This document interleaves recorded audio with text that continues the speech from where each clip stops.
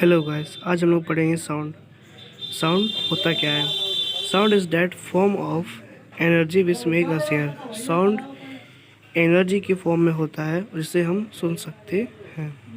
Sound जो है वो वेव्स की तरह ट्रेवल करता है। There are two types of waves, longitudinal waves and transverse wave. तो पहले हम लोग देखेंगे waves of longitudinal waves. A wave in which the particle of the median vibrate back and forth in the same direction in which the wave is moving is called longitudinal.